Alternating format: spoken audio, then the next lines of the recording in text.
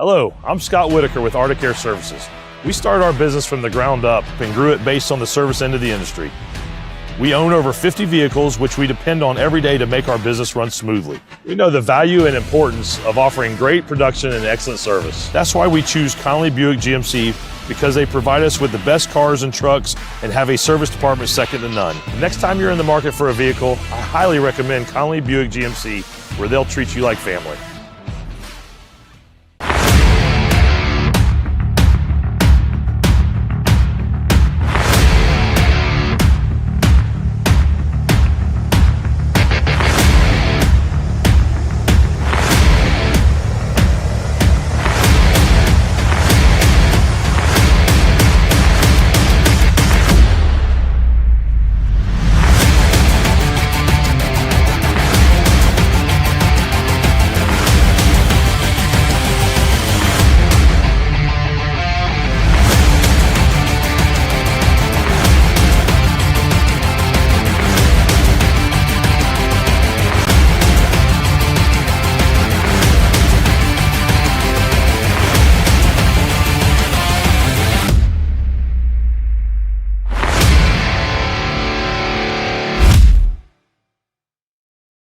It's morning again in Palmetto. Today, over 1,000 people will move from other states to Florida. Jobs and industries are rebounding, and so are the housing markets. It is no better time than the present to invest in quality real estate here. A safe and friendly place for your kids to play. A thriving hometown culture immersed in historic districts like no other. A place to turn a house into a home. Palmetto proud. Matthew Guthrie and Associates Realty.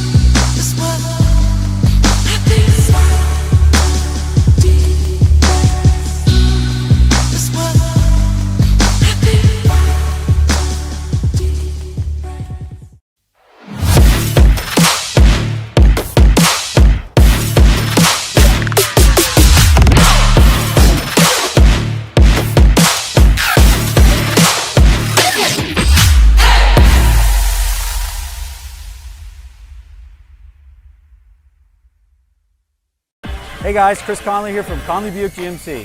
Kickoff's right around the corner. Buckle your seatbelts and hold on tight. It's time for some Tiger football.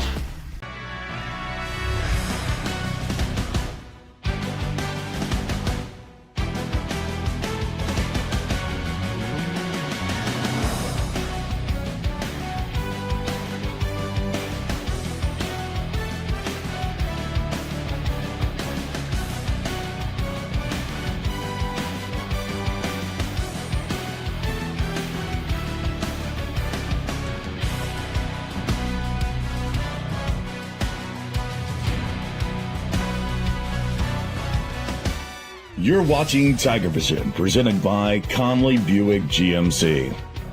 TigerVision is brought to you in part by Conley Buick GMC, Arctic Air, Heinz Law, Duet Pools, Richardson Stenson Roofing, Palmetto Bait and Tackle, Clicking Spree, Garrett Richard, Bull and Tiger Insurance, Coastal Mobile Screens, Burton Trucking, and WB3. Now let's kick it to the booth live from Harllee Stadium from Palmetto, Florida for the Clicking Spree pregame show.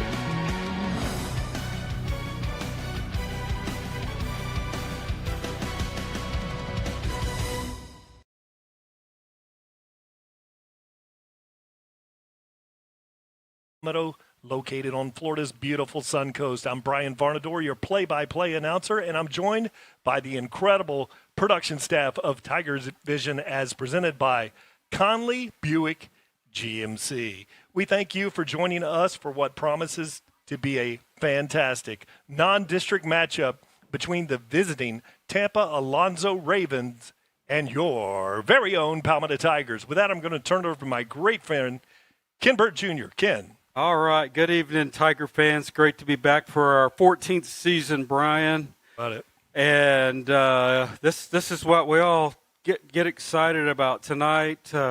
Everybody in Florida is undefeated with a long-term season goal of winning their district, and then with the hopes of when December rolls around to be at Pitbull Stadium in Miami playing for a state championship. The Tigers are ready to defend their Class 6A District 11 championship from last year.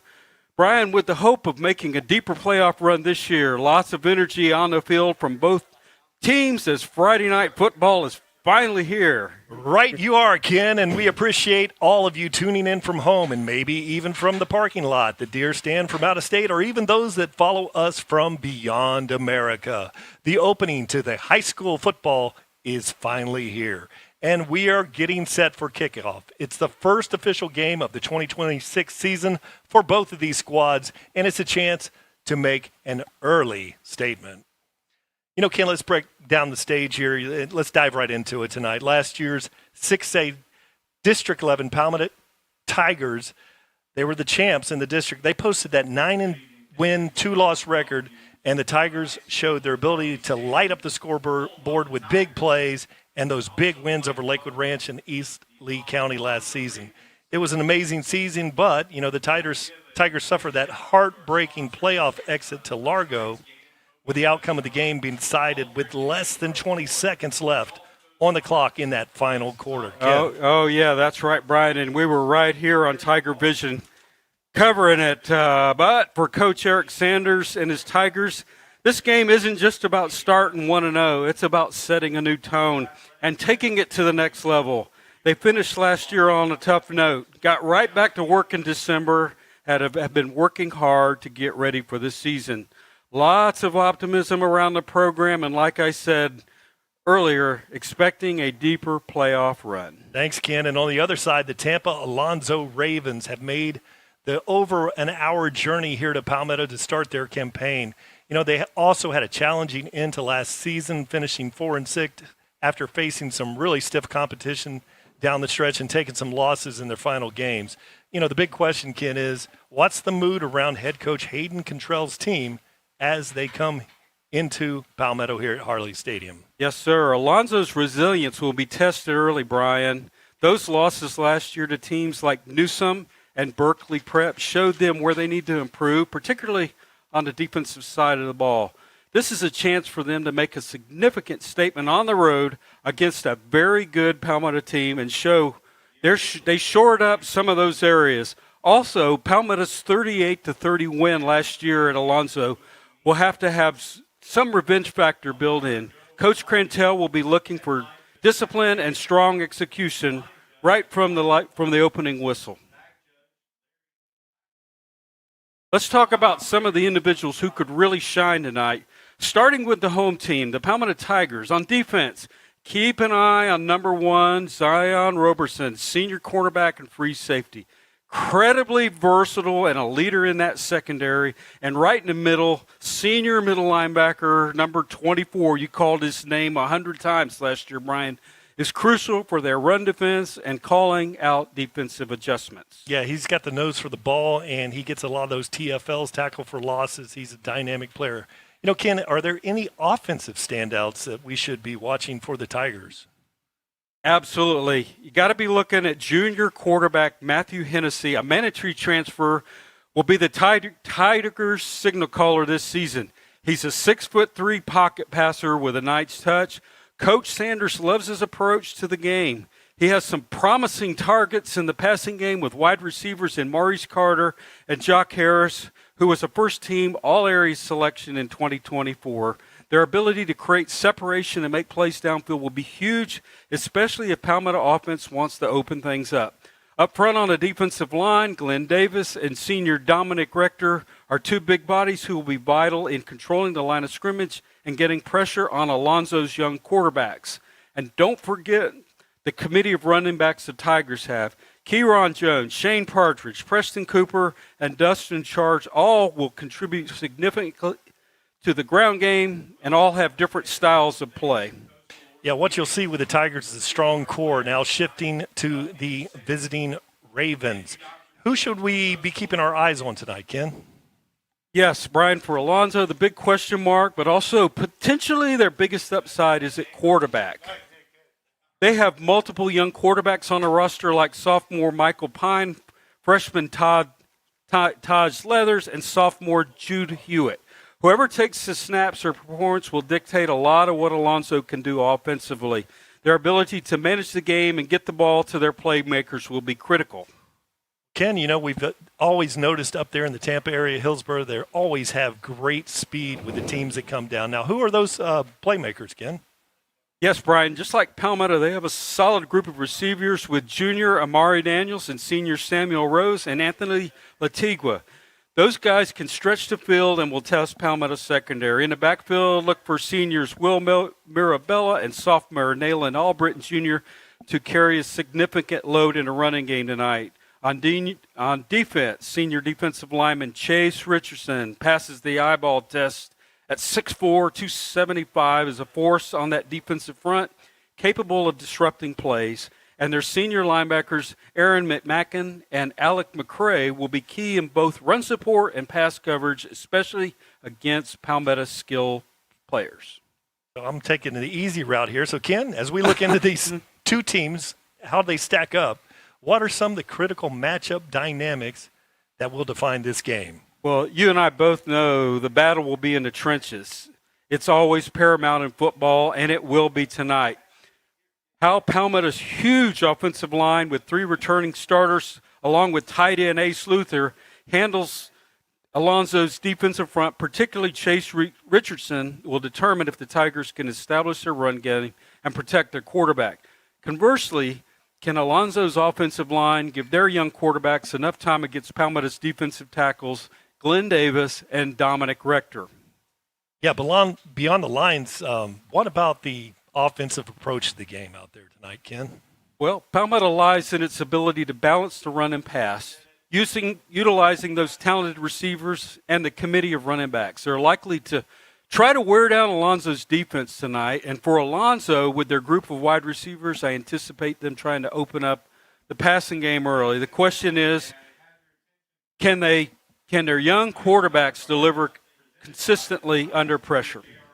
And my last question will be, and defensively, and right now they're getting ready to take the color guard to the middle of the field. We're going to have the most important part of the broadcast, which is the national anthem, and the color guard takes the field. But we'll talk here before we get started. What about defensively, Ken? Palmetto's defense, especially with Paul Moore at linebacker, will be focused on containing Alonso's rushing attack and putting pressure on these young quarterbacks to force mistakes. For Alonso, it's going to be their linebackers, McMacken and McCray, being vital in slowing Palmetto's ground game, and their secondary will have a tough task covering Palmetto's playmakers. All right, Ken, finally, in these early season games, what often makes the biggest difference? Well, it's Florida, it's August, and you and I both know there may be a challenge with the weather tonight for a season opener. And now we're going to stand and rise, remove our hats, and have the national anthem.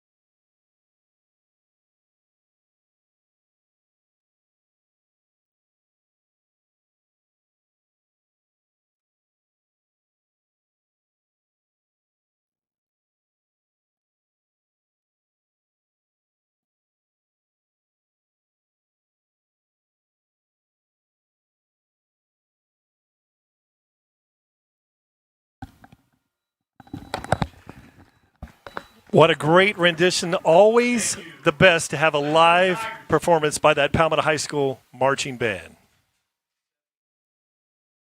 Well, you were asking me about what's going to make the biggest difference tonight. I think, it's going to come down to the weather. It's going to be the season opener. It's all about turnovers and penalties.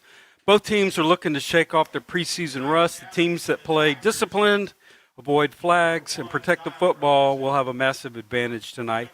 That's true in every game, but, Brian, especially in week one. Special teams will be a big factor in the season, and sometimes it's very obvious. Tigers have one of the best kickers in the country in Brandon Galloway. He does all three very well, left-footed, expect him to be a huge factor in the night. And the captains for the Palmetto Tigers tonight are number 24, Paul Moore, number 5, Maurice Carter, number 9, Chase Henson, and number 1, Zion Roberson. You know, Ken, looking around Harllee Stadium, the stands are filling up, the band's playing tonight, and you can kind of feel the excitement starting to build. Let's go. This is what high school football is all about. It really is, Brian. The Palmetto faithful are all out in full force and watching from home. And, you know, that home crowd energy can give the Tigers a real boost, especially early on. For Alonso, it's about handling that environment and staying focused on the game plan. So what you say there, the Ravens will receive. Palmetto won the toss, and a special thanks to our sponsor there, and that is our drone shot sponsor, Doug's Hourly Muscle Aerial Coverage, provided by Doug's Hourly Muscle.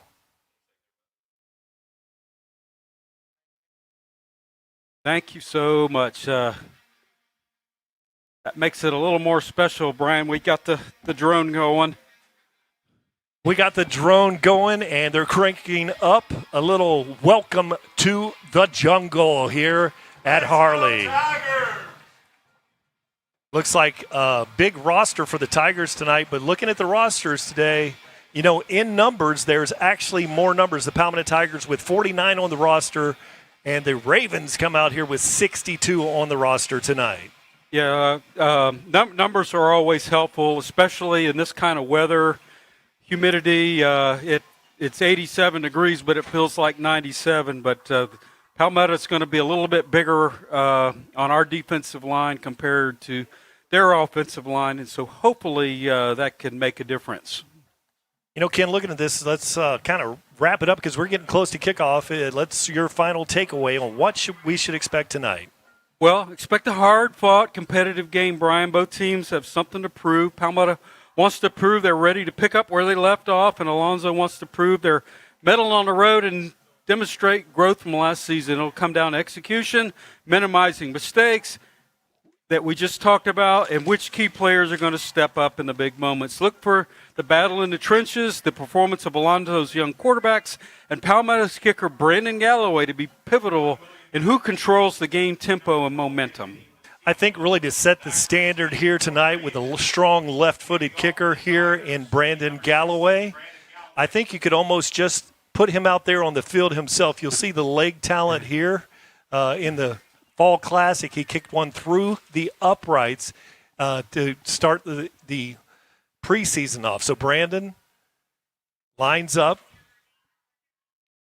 And they have the sun in their eyes to try to catch this The play ball. has been blown live with a very long kick. Forget about that one. That's about 17 yards across the end zone line.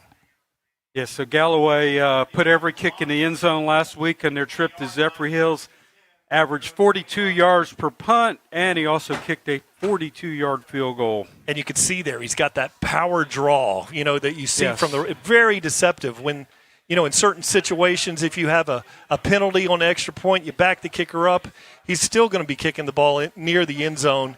And, you know, with that draw, it's going to be very hard for the receivers to field that ball. Now, starting the game off for us is number 14, Michael Pine out there.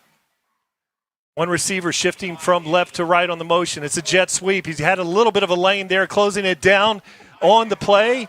He is going to be tackled by number 1, Zion Roberson showing that elusive, great speed that he has, Ken. Yes, that's number one, William Matthews. They're trying to check Palmetto's speed out there, and they didn't match up well on that play.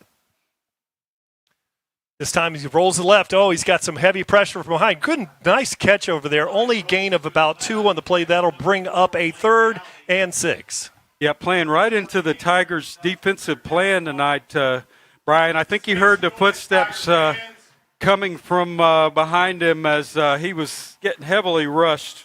But really a great catch by it was number Blake Galley with a nice stretch the arms out and had an opportunity to turn that up the sideline. Good catch. 10:59 here in the first quarter. Pines changing things around, trying to draw those big Tigers off sides. And look at Big Henson in the middle of the line there, Ken. Yes. This year from rolls out, and he's got a man, and he's close. He's got the first down. So he's just across the 30-yard line. Yeah, they took the time clock all the way down to the end, making a play change. Something they probably had a couple of options there. Receiver running across the field, making the play to get the first down. Really good route by Green there. Low Yes. snap, kind of messes up the timing of that one. It's going nowhere, and you're going to see that one. Number 17 for the Tigers is Isaiah Tyson. Yeah, 6'1", 215 junior jumping through the line there. Loss of about half a yard on the play, brings up a 2nd and 11. Now slipping in the backfield is Will Mirabella. He's the senior, listed as a wide receiver, so he's going to play different positions. They look out there first. They throw the ball out there late. Great coverage over there for the Tigers, and it's Zion Roberson over there. We're seeing our athletic defensive back. Talk to him on media day. For the second time, the defense is putting the Tigers, putting the Ravens in the 3rd and long, right where we want to get them here, Brian. But we got to get them off the field here. Let's see if they run something across the field again here. Yeah, and he plays in that. He can play as a safety. He can play as a corner, and he can also play in the interior line. Great pass rush. Just throws up a punt up there, and we slip on that. An easy opportunity for the Tigers. Mike Rumpf was thinking about taking that on a house call. Slipped up on the turf. Yes, great pressure by the Tiger defense. Matt Arcady with a great call to get the 3 and out there. And if we had had 2 defensive backs slipping, would have had an easy pick. He just threw a prayer up. Tigers are going to get the ball here with great position. Great job on the defense for getting off the field here. Now, number 88, Leonardo Merida, will go back there. He's a junior, the kicker. And he's only short. 12 back, yeah. Yeah, short return depth for the Tigers. And Oh, this there you block go. kick Yes. must have saw something on film. Yes. And so the Tigers have recovered the ball there at the 21-yard line. There is flag on the play. Right, Brian, as we talked in the pregame, early on, you're going to find out which team works better, which puts the time in working on the special teams. You picked it up as well as I. He was only 12 yards back. You've got to be 13, 14 as you step toward the ball. Let's see what the call is. But it's going to be Palmetto Tigers ball. So, yeah, the Tigers put up a great rush, and we are going to get the ball here. First offensive possession with a short field. So here we go, Ken. This is our first opportunity for us live to look at the Palmetto Tigers offense. And you've got across the line of scrimmage, you got 300, you got 310 pounds across there. And as you round it out, it's 294-pound average at the line of scrimmage. And then you sprinkle in Oace Luther, the tight end at 6'3", 235. These guys are big. And you know that Coach Sanders is going to get Ace Luther the ball tonight on some type of mismatch. Anxious to see if we can get this running game going with our running back group. Keon James is in the backfield riding sidecar. Hennessy just hands it off to him. Good play there by the defender, and that's number 5 that comes up. That's John Carruthers with the play. Yeah, running a little slant there across the center of the line, short game. Just got to get all of our kinks out here. Tigers should be able to move the ball. We're bigger than them. Our offense, like you said, averaging 294 against their defensive line. Good looking size D end over there. Don't have a height. That's Richardson. He looks He's really about, good. Yes. And I have him here on the Gospel according to Max Preps. I have him here as Alex Sandin. Okay. Sandlin. And, they change those things hourly as it gets closer to game time, Ken. Well, you print it out, and by the time they make the hour trip here, they've already updated on their technology, and that's just the world we live in. So second and 10 for the Tigers. They do have some impressive guys on their defense. Keyron James in the backfield, riding sidecar. They hand it to him, makes a nice jump cut, tries to split him over there, and a nice gain of about 3 yards on the play. So that's going to bring up a 3rd and 7, we'll call it. Okay, a very manageable 3rd down. Keyron scored the touchdown that put the Tigers up last week, making the trip to a very good Zephyr Hills team, 2-hour rain delay that they won 10-7. This is one of those positions where you have the first down marker there, and the defenders will bite on a little bit of a wheel route or something at the marker if you're going to go for the big play. This time they throw a little bubble screen out there, didn't get a block, didn't make the catch. And that was an incomplete pass, very close to being a lateral, but so that brings up 4th down. Yeah, that was intended for Jock Harris, our all-area wide receiver, but if the offense doesn't click, we just bring in our nationally ranked place kicker here and let him do his thing. Like I said, last week he made one from 42 against Zephyr Hills. This one will be about 35, 36 yards. Didn't get the snapper, but we're going to have Liam Harold on the hold. And it is a little bit of a high snap, a driving kick, and it is no good. Oh, wow. No good. And that really was the little transition problem with that one between the long snapper and the holder right there. Hit that one a little fat. Yeah, it looked like Brandon was looking and anticipating the snap, and it was delayed a little bit. So, again, getting the rust off of the early season adjustments here, and 9 times out of 10, or maybe 99 times out of 100, that's somewhere back on the recently painted track.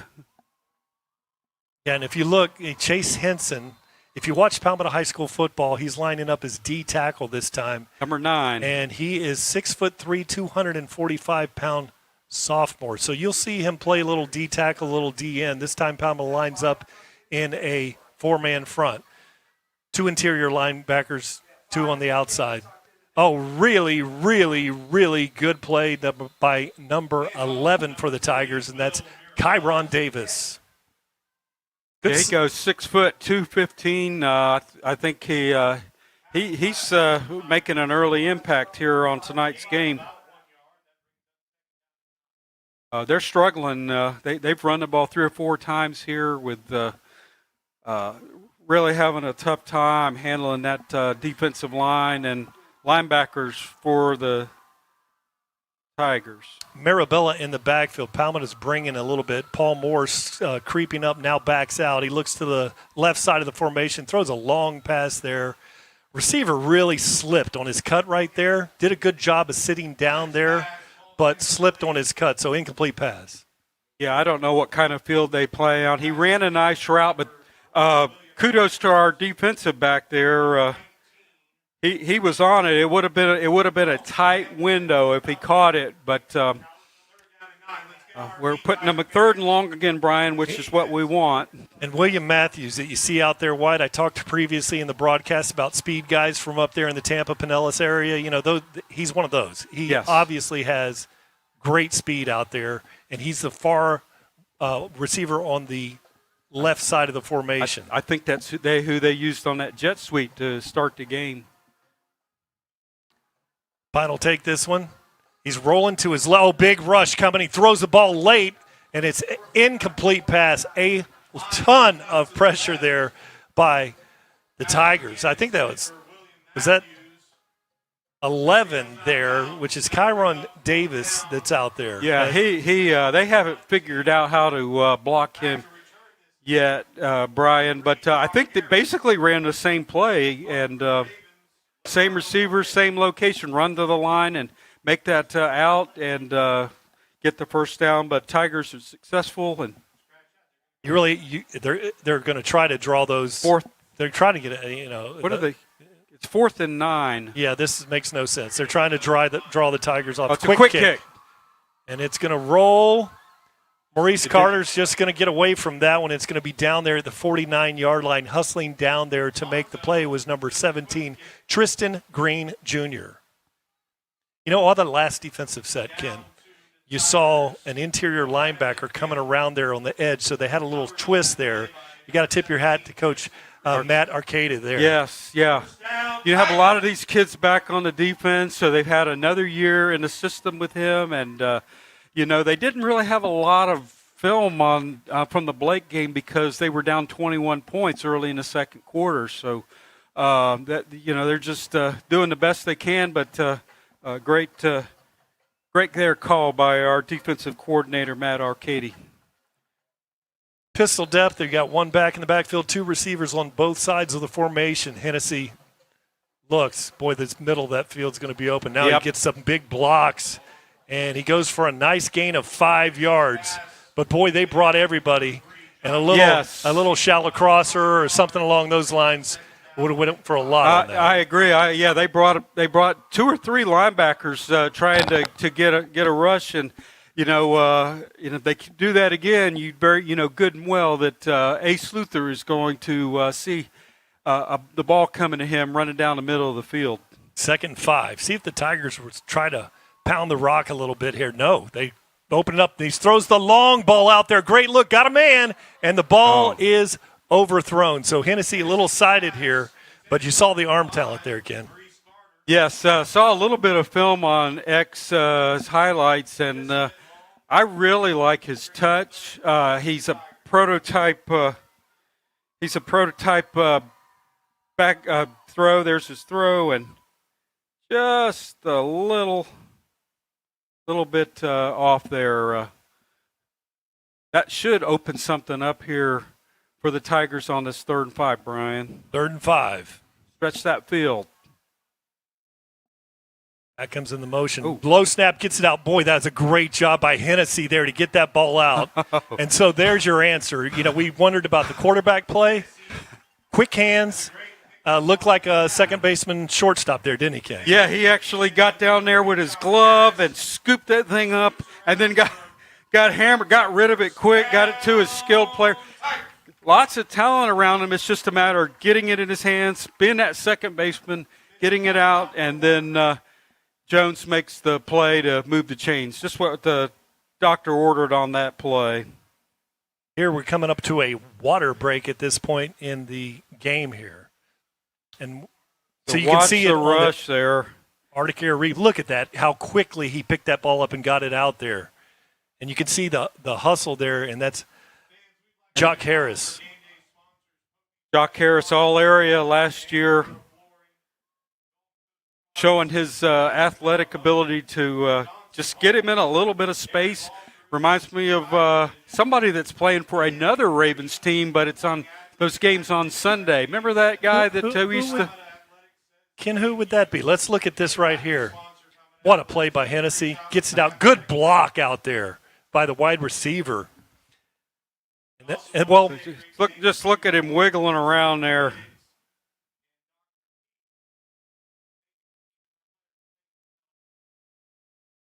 And really, a lot of credit to Ace Luther. And that's a way to the boundary for a tight end to get all the way out there. So Ace Luther shows his great speed.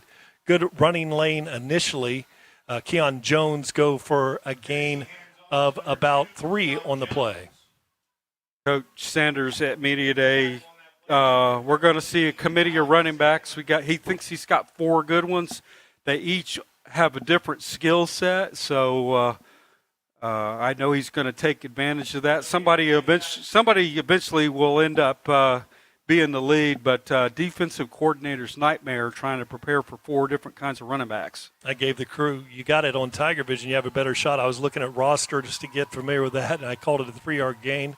So there's one you can chalk up as a mistake here. And Hennessy rolls, nice catch by Ace Luther driving forward, and nice gain of the play of about 6.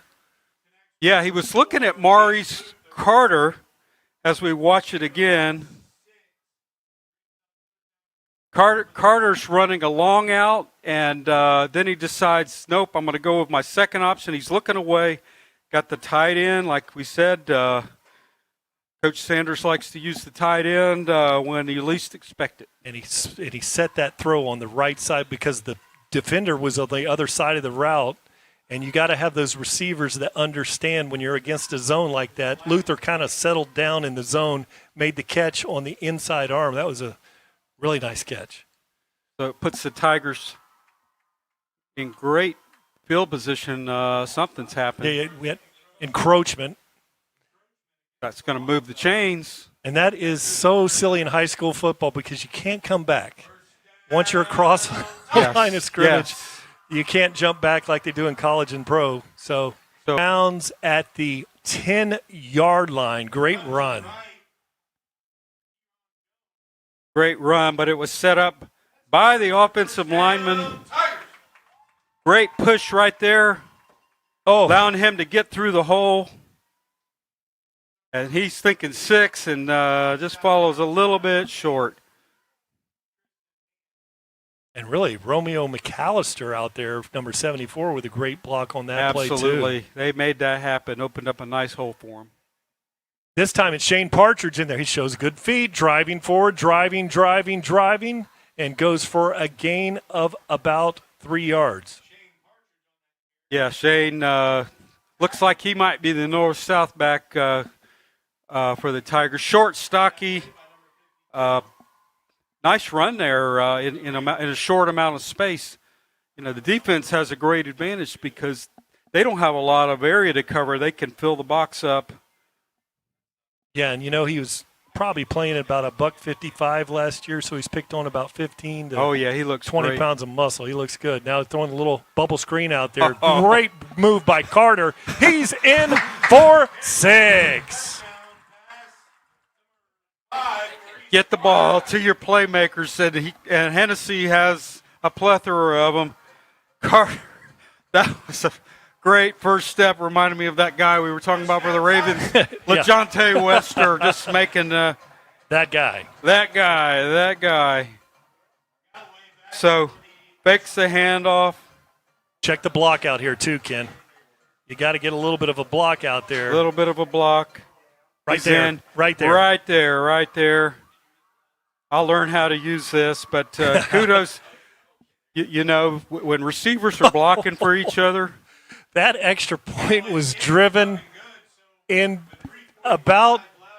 I think it's over on 8th Avenue. That's crazy. Great place to move the chains, and the offensive line that you were talking about, averaging 294, just dominating the line of scrimmage. And that's one thing we rarely do, and we'll do that after this is a touchback. We're going to talk about those offensive linemen because here we're always talking about the skill guys like Maurice Carter. We talk about the quarterback, and we will be talking about Hennessy later. But this one, Brandon Galloway will line now. I'm going to say – see if he can put it through the upright. See the photographer over there to the right of the upright from our vantage. Let's see if he can catch it. He better not text anybody right now because there's a driving kick, and he's going to target that. That one hit only 9.9 yards deep in the end zone. Yeah, you're pointing to that guy right there. Yep. I was kind of hoping he was not paying attention. He did have Palmetto Tigers on. You're not supposed to text and drive, and I wouldn't be standing there with our new kicker, Brandon Galloway there. Ken, before we get started here, let's talk about Hennessy. Okay, well, I think I've seen what I heard Shane Matthews the other day talking, and Spurrier were talking, and he talked about the long throw. The long ball is the easiest throw to make. It's getting the ball out of your hands. It's the shallow crossers. It's the digs.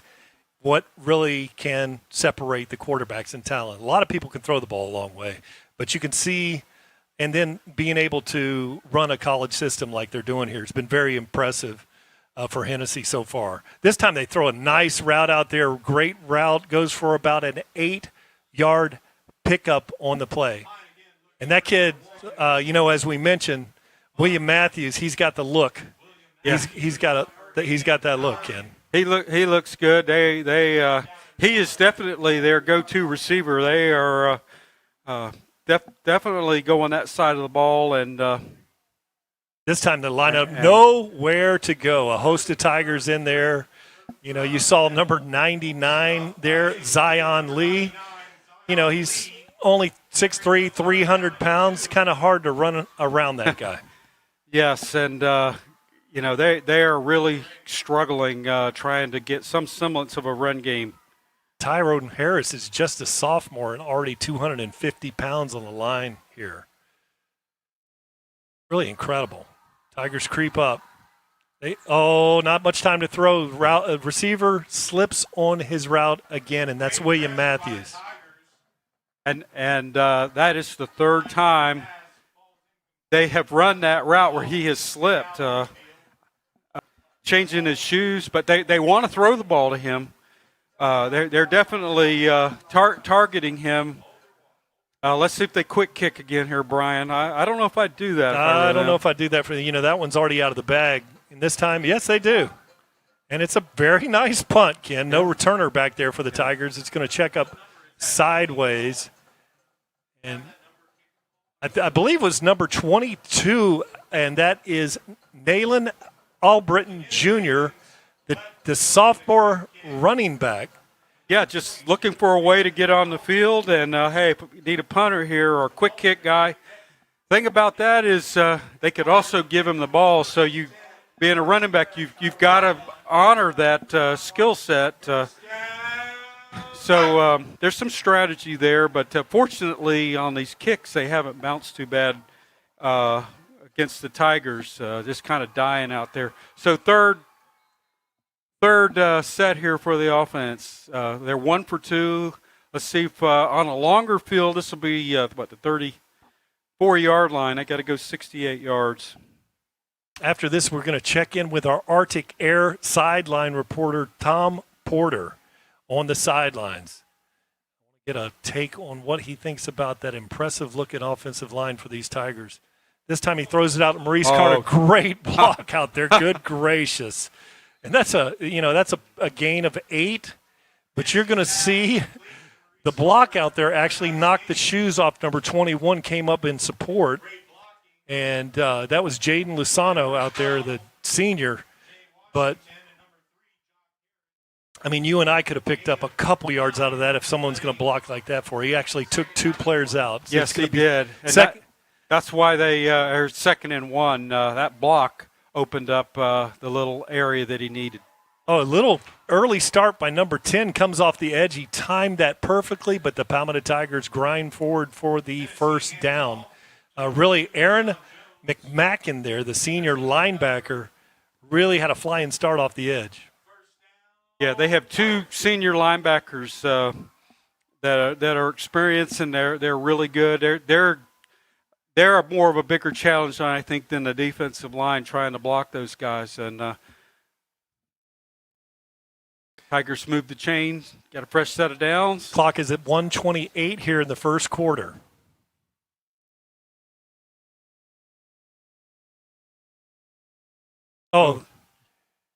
Hennessy's got the tight end, Ace Luther, down for the catch. First down for about a 21-yard reception. Tom Porter, Arctic Air sideline reporter. How does that offensive line look down there? Technical difficulties, but yeah, the offensive line looks pretty damn good. They're so big. This is the biggest offensive line I can remember in recent history, anyway. You said, what'd you say, 294 across the that is just unbelievable. I was the biggest lineman on my team at back in the day, so it just shows how much Palmetto has always had talent, but now they got the big boys to go with it. Oh, those are some hosses up there up front. 55 seconds remaining here in the first quarter. Hennessy looks things off, checks it over, throws a quick. Boy, he's got a nice quick release, doesn't he? He does. and that's Maurice Carter. And really, it's like, a punter getting the ball off quickly. He gets that ball in and out of his hand in a heartbeat. And it's just so difficult for the DBs to try to cover that. They've got to watch for the run, and then you're running these quick routes. It's just impossible to. And like you said, he's got that nice touch. He gets it out. He's got a little velocity behind it. Oh, yeah. Quick release. The guys with the wind up, with the arms are winding up, those safeties and corners can, pick up and jump in front. But look at that. It's in and out of his hands. Great block out there. And all the way down to the 7-yard line is Jock Harris.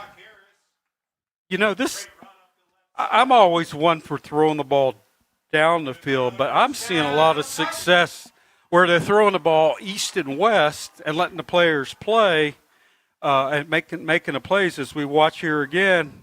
It's just what I'm excited about is the receivers blocking out there.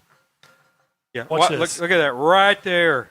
Look at that. And when you got your buddies blocking for you, great things are going to happen. So Jay Washington out there with a block. This time into the center of the line, goes for a gain of about 2 on the play, so it's going to be 2nd and goal from the 5. Clock is winding down here. We probably have time for one play, 24 seconds on the clock. Yeah, Tigers going to take their time. No hurry. They're controlling the line of scrimmage, which means they're going to control the clock and you want to wear this team down. They have a DN that's 6'1", 230 on the outside. This time, really nowhere to go there for Partridge in the backfield. So that's going to bring up a third as the quarter expires here. The Palmetto Tigers with a 7-0 lead. You're watching TigerVision, presented by Conley Buick GMC. Stay tuned. We'll be right back after these messages.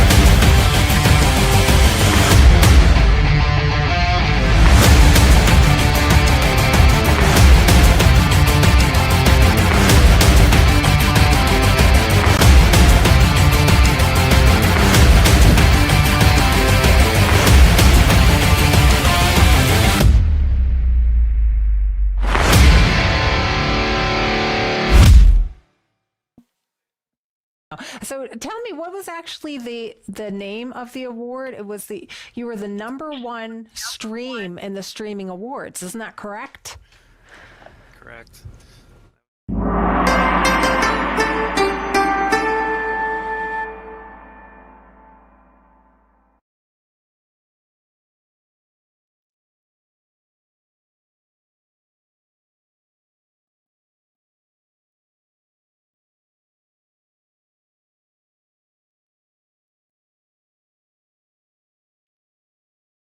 We are live, and the Palmetto Tigers here opening up this second quarter, 1st and goal.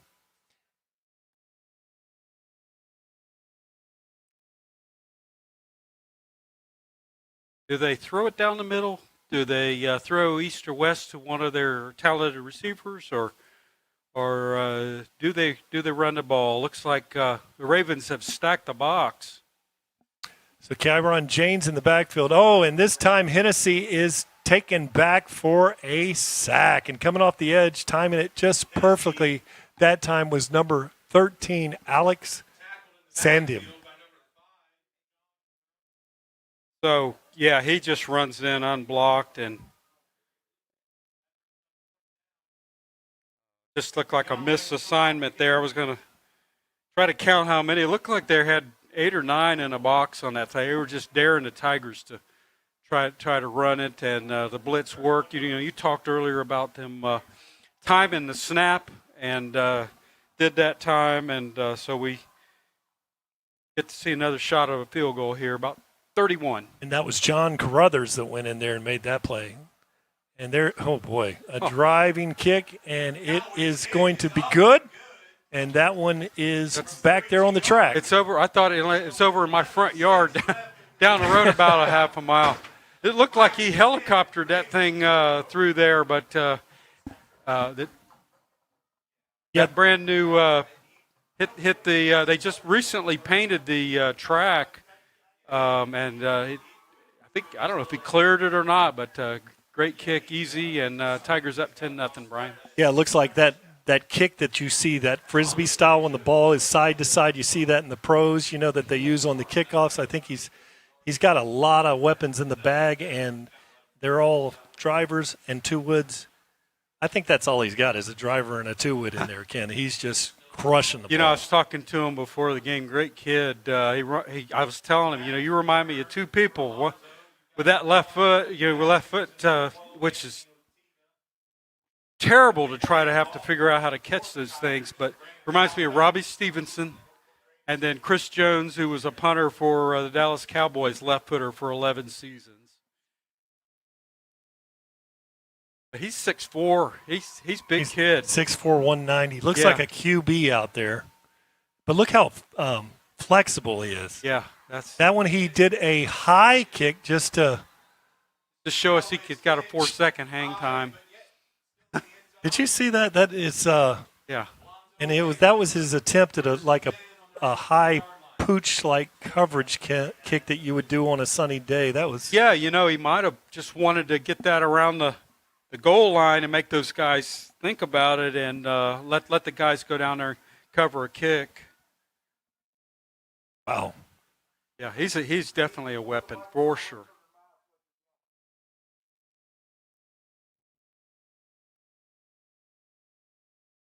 .11:06 on the clock. Pine looks, got a receiver in motion. Low snap. Looks, throws the long ball down the sideline.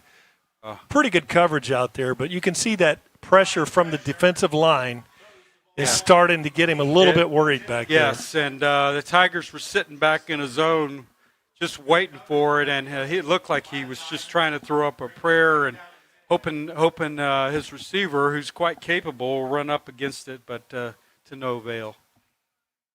It's kind of great to see tonight the Jumbotron is out on the field, and that sponsor is the Heinz Law Jumbotron here from Heinz Law. We're getting a lot of really good looks here in the stadium at the action that's going on the field. Now, there was a holding there. Half the distance.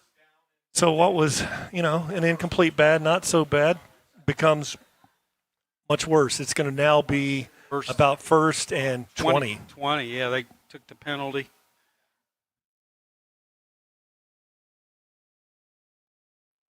Pine drops back, a little out. Good catch over there, but great coverage over there by the Tigers, and that is number 20. Probably Sean Wilson over there, maybe.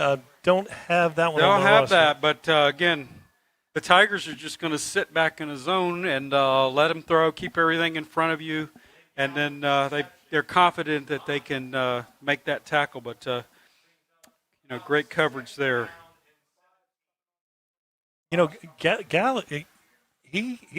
Blake Galley, he's got some good hands. He made a really good catch over on the sideline over there, and he had that one away from his body.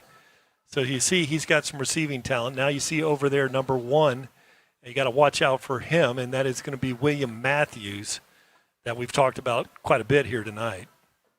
This time he's got a little bit of an edge in the lane. Wow. And ball's out, and it's picked up.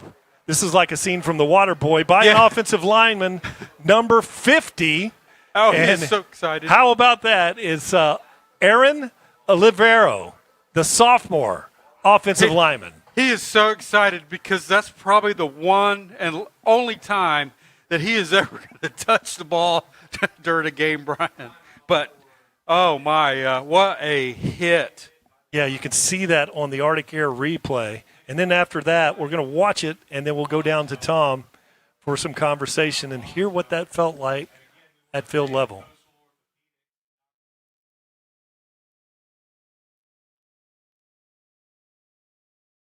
Going to slow it down here. Oh, Ken, you're running new technology. Watch.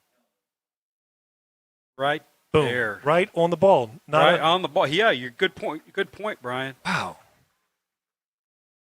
Guys couldn't hear much of that because they didn't really hit helmet to helmet or face mask. He kind of lowered his head a little bit, but it was into the body, into the ball. Yeah. It almost looked like the guy tried to slide at the last second instead of putting his shoulder down or actually sliding. Look, he started to give up a little bit, but at that point it's a little too late. Yeah, and really Mike Rumpf on the hit. And, you're looking, is that going to be a targeting play or something like that? Really very clean play. It's the punch. It's the punch hit that I'm thinking of James because he knows exactly who it is. The peanut punch. The peanut punch. There you go. Thank you, sir. Thank you. Great job, Tom. Thank you. We do have Peanut Clemens that plays on the Tigers. Yes. Get back to you on that. You got to give me a number on that one. I did see his name on the roster. Yes. Pine takes this from shotgun depth, looks it out. Oh, good pressure out there, but settles in, and it's an incomplete pass there, intended for Samuel Rose, the senior wide receiver. Now, watch the quarterback. It looks like he thinks he's going to throw it early, and the wide receiver's running down the field. He thinks it's here, but he's throwing it there, and I'll figure this out at some point. But and you got a big D tackle out there with his arm. That was a miracle to even get that ball out of there. Receivers always think they're open. Quarterbacks will tell you don't know what I'm looking at back here because it was very dirty I don't know pocket. what I'm feeling. Here he comes again. He throws a screen. I love this play call to the boundary. And he pulls up, and it's going to be number 3. The spot's there. He's at the 41. So that's going to bring up a very manageable third down.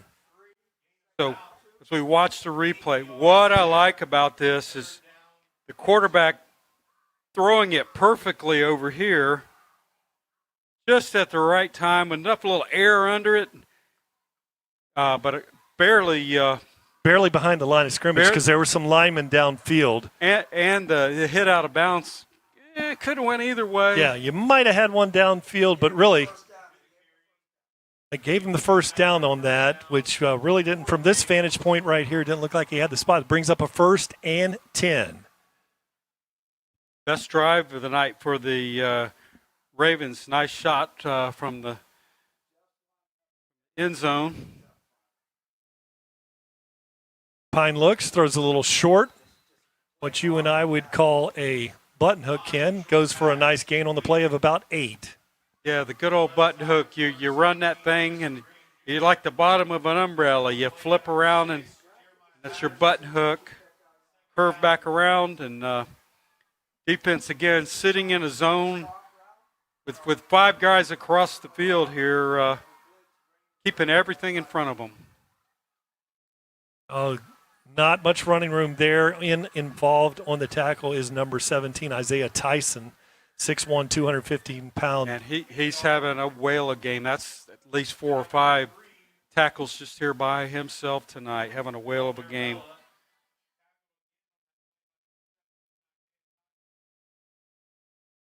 There's offsides. Got him offside. So coming across the line of scrimmage was Kyron Davis.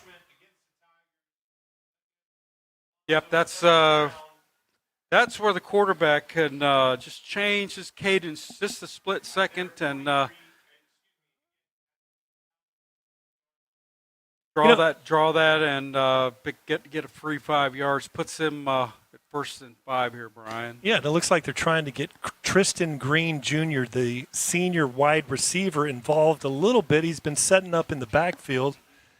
And let's see if he does this time. This time he's going to go out wide to the left here. In the backfield is number 3, Will Marabella, along with Pine. Trips on the right side of the formation, single out here to the left. Checking things off with that, with the coaches on the sideline. Palmetto doing a little twist on the defensive line. He throws a quick hitter out there, squatting down in there for a nice gain on the play of about 6 yards, and that's going to be William Matthews. Yeah, the Tigers. I picked up on that twist too, but I had a linebacker blitz, and but again, they just have 5 people across the field just sitting in their zones and trying to keep everything in front of them. And he's being held up there, but he goes for a nice gain of about 3 on the plane for Mirabella. Yeah, and you see Henson coming in. You talked about how big the offensive line is and how big our guys in on the defensive line, but we have depth on both sides, and they're able to rotate these guys in and keep them fresh, and it just makes things more difficult for the opposing team. Looking for number 9 and number 99 on this one. He throws a quick hitter out there, throws a little bit outside, so that's going to bring up another 4th down situation, 4th and a very long 4. You know, guys, what I love about the high school football especially is the in-game changes by the coaches, the adjustments. You know, obviously Palmetto's defense was shutting everything down, so they spread the receivers out so they could open up the run game, which they've done a good job of. And these little button hooks, and now you can see Palmetto starting to adjust to that new offense. And high school football, you see it more than anything because the talent is not at the level of some of the higher levels. But man, it's just great to see the coaches kind of battle back and forth through these plays. Yeah, I was thinking about that in-game changes. Now that receiver that's lined up in the backfield is out here wide to the left, and you've got 2 wide to the right. This time he comes in motion. They're going to run a little scissors route off of that. And the quarterback steps up, has a receiver, sets down in the zone there, Tristan Green Jr. Great read by the quarterback. He had those 2 receivers scissoring across the field, and neither runner was open, and he had to kind of watch him. He has to throw that thing sideways to fit that thing in. Watch the quarterback just having to kind of throw the what do they call that pitch? The sidearm. The sidearm. Pitch. Kent to Colby, the submarine. He had to submarine that thing in there, but it was a real tight window, but they were able to complete it. A lot of holding going on here, guys. Palmetto's defensive line's getting held pretty substantially on the last 2 plays there. I would hold him too. And Tom, you never held, right? Never once. I didn't think so. Never once. Never. I believe it. I had to do more than that just to survive. But I did trip a few, but tripping and chop blocking and all that stuff and crab blocking, eye gouging. You can't do all gut that punches. Stuff. It's all part of the game. Terry Willis was a very he worked us so hard, offensive line, and brings back bad memories. He was tough on us, but we needed it this time. Oh wow, good pressure, and really just absolutely great pressure. I was hoping that wasn't going to be some kind of screen coming into the interior of the field, but he threw that pass last time with pressure, but he didn't have enough arm strength throwing off his back leg to muster enough energy to get it to where he was trying to throw. So up. Yeah, I think they're really running some good stuff, Ken. Am I hearing some bad weather coming? Yeah, probably so. Okay. Haven't seen that. It's that time of the year. I think that's the band over there. They got a pretty good-sized band over there warming up over behind the scoreboard. Oh, my goodness, yeah. Over that beautiful new scoreboard that you see over there, Palmetto Tigers. I'm told the P lights up. I don't know why it's not lit up tonight, but it's supposed to be. Well, our athletic director said he was joking earlier that he's got to run over there with a flashlight, and it does light up. Tom, we had that scoreboard last year, and then we had Helene come through there in Milton, and I hope I get the order right because you will definitely hang me out to dry on this if I don't. Would I ever? Yes. So we had the school district of Manatee County gave us that beautiful board last year or 2 years ago, and then the Hurricanes took it away. Well, we had the sponsors up above the scoreboard itself underneath the P there. Yeah. And that was cool. I mean, we appreciate sponsors, obviously, but, man, that Palmetto Tigers really just pops. I love it. It's great. Yeah, I love it, too. It's just it's minimalistic. It is what it is. They got to flip the Tigers and the Ravens around based on where the seats are, but it's bright. Hey, baby steps, Ken. Yeah, baby steps. I'll get that figured out, but it really looks beautiful out there. Next to the Jumbotron on the other side. Yeah, some of those sponsors plaques and placards. They were in the baseball field area. If you look to the south of us, that north wind was ripping at about 135 miles an hour. Now we've got 2nd and 5. Oh, look at that. It's got good coverage back there. Really no opportunity for that. Intended to have William Matthews, but super coverage. Yeah, Mike Rumped on the coverage. Actually, double coverage. They had underneath and behind him. Quarterback actually having time to throw the ball, but still getting good pressure there. And Rump and Patterson were right there on the coverage. Great job. And Rump, you could see that's what you want out of a safety, especially in a single safety situation. You could see he's got speed. Got to go east and west pretty good. Got to rush.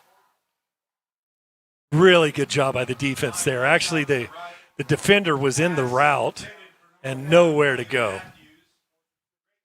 Yeah, on the short side of the field, with all those defensive backs and linebackers sitting there in coverage, there's not a lot of room to throw that ball.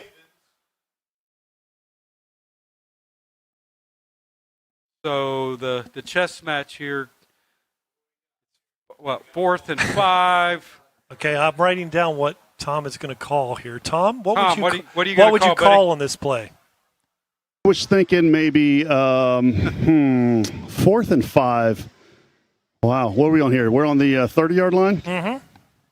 You know, that little screen they ran earlier was nice. Well, you lose because the word that I was giving Ken the screen sign here. Yeah, that little screen they ran was pretty nice. Yeah, I think the coaches are probably going to pick that one up, Tom.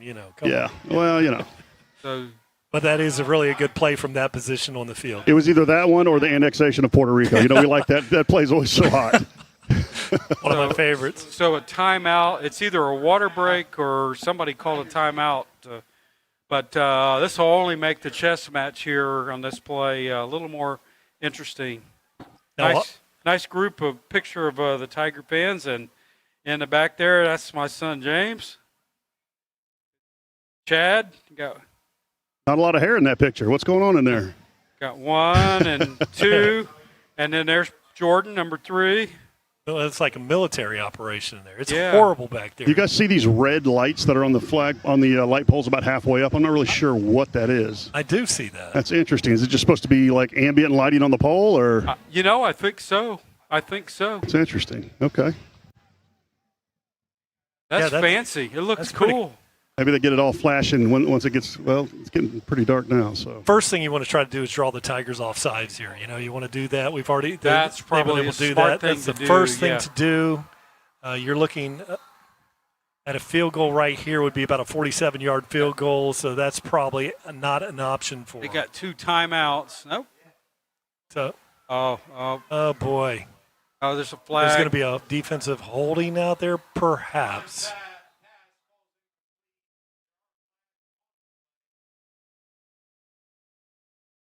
Holding sign there. Yeah, so watch right here. Whoop, wrong one.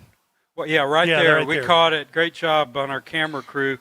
You could see it just right there at the.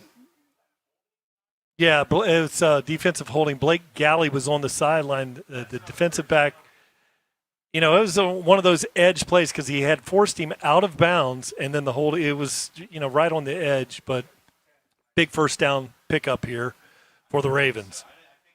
And this is their best drive of the night. Yeah, put them inside the red zone, Brian. Yeah, correct me on that one because it's not enough to gain there, but brings the ball down to the 20. Oh, yeah, good point.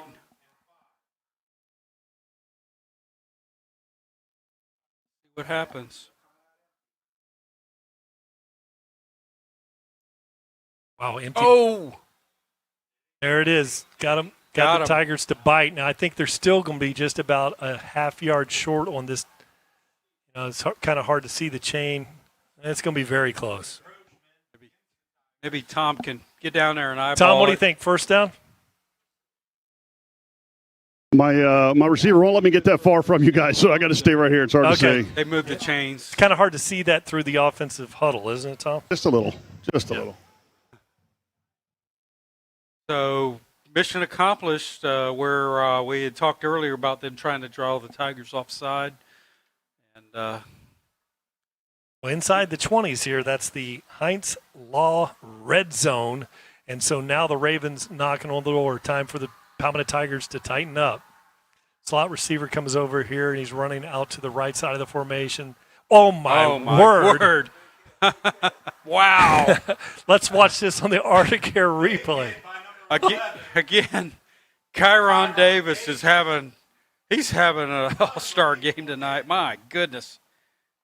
Wow. Watch him jump it here. Oops, wrong one. My goodness. Oh, out. Boy. Right. Yeah, he cut in front of Paul Moore, was going to get a TFL. Didn't have a chance. Wow. Kyron. Wow. Big hit. They have not figured out how to block him all night. Well, I have to say, the Palmetto defensive line, there's a lot of trickeration going in there. Is that the right word, Tom? Was that a word that you would use, trickeration? Stunts.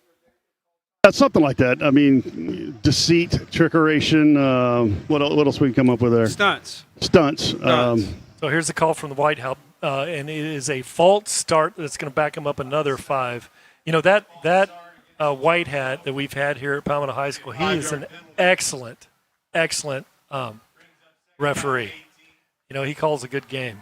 Yeah, it's a thankless job, and again, I've said it a lot of times. If they're doing their job, you don't know they're out there. Got some lightning way out there to the east of us. I'll pretend like I didn't see that. It's a water break time, but we have fog coming here on the field, unless that's smoke, Tom. Is that fog or smoke? I think somebody left the burgers on at the concession stand. On the visitor side. No, that's ours. It's wafting across. It's coming. Yeah, and it also, as it comes across, I look and I can see there's white lights shining up the pole while the red lights shine down the pole. Look at that. You can see it because of the smoke there. I didn't see it before. That's interesting. Oh, yeah. Yeah, how about that? Interesting. Okay. It actually looks pretty cool on the home side. You can really see it up against the stands. Pretty neat. And if you remember last season, because of those hurricanes, the Tigers, we couldn't play games here. We had to go have homecoming at Lakewood Ranch, which is why we have new lights and we have 8 home games this year. Yeah, you got to thank, and the lights here, you got to thank the school district of Manatee County. Absolutely. You know, the changes that I've made here at Palmetto High School recently with the field, you know, the field that we used to play on, Ken. You know, brand new track. They redid the track too. Yeah, it's really good. They still got to paint it, but yeah, it's going to look really good. Oh, I thought they were just doing one lane at a time.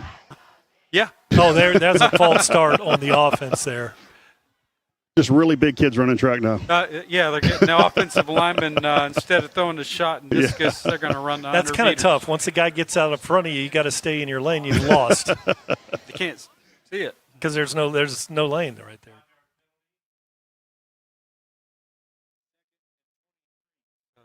My goodness, the Ravens are blowing up here.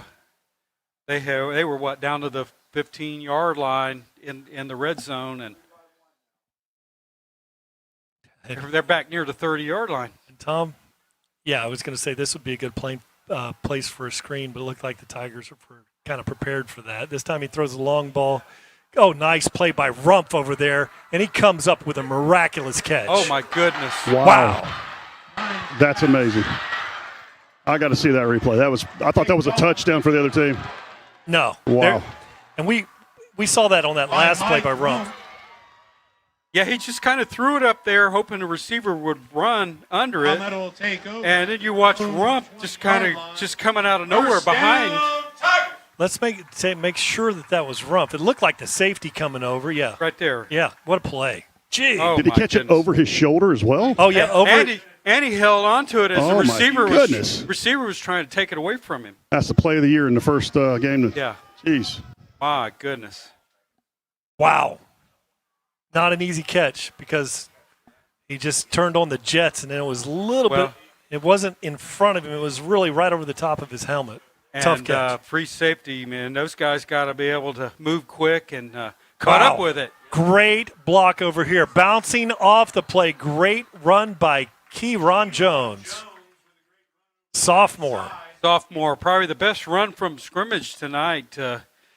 The offense has had a little time to get over there and get rested up. And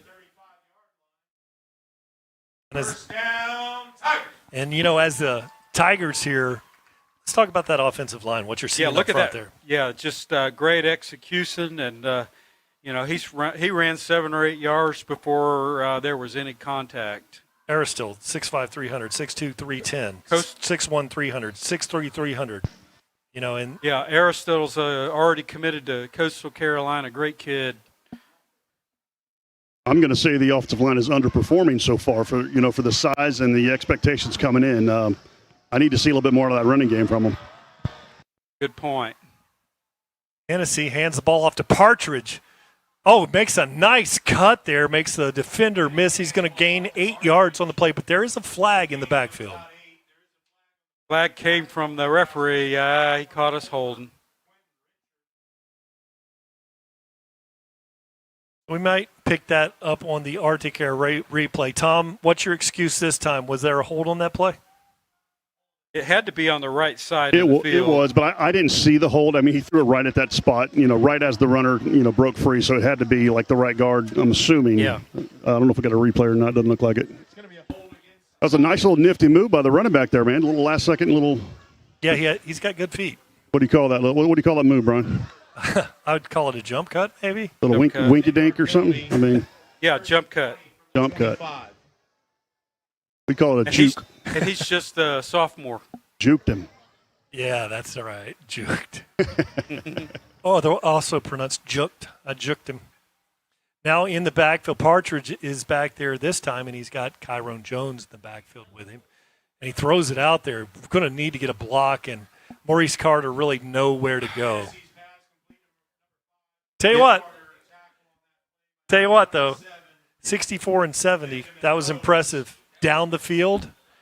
So you had your linemen way down. Ball's thrown behind the line of scrimmage, but those guys covered a lot of ground, and that's so not only big but athletic. I'd like to see that tight end get involved again like he was earlier in the game. This would be a good time for him to get a little 6 or 7 yarder. Yeah, that's a great point, Tom. Sanders likes to keep him quiet just till he's ready to use him. Hennessy steps up, throws the ball out there. He's got Maurice Carter. He's in the 20 and wrestled down at the 25-yard line. Carter made a great catch, got a little bit tied up with the old turf monster there. What I like here is Hennessy's touch on the ball, running right under it. Perfect throw. That's great. Great throw by Hennessy. His brother Michael is watching from Miami tonight. What a great pass that was. See that young man really get to open it up a little bit. Got great touch on the ball. Yeah, he looks really good. He definitely looks the part of a pocket passer. The arm talent, true, it is there. There's a stoppage of play here from the Whitehead back there. I didn't see. Timeout, Tigers. Good timeout. It's winding down in the play clock. So really, to summarize the game here, on the last possession, I'm talking about the big heavies up there, but Ryan Reed, who's the guard, who brings down the weights. He's only 6 foot, 260 pounds.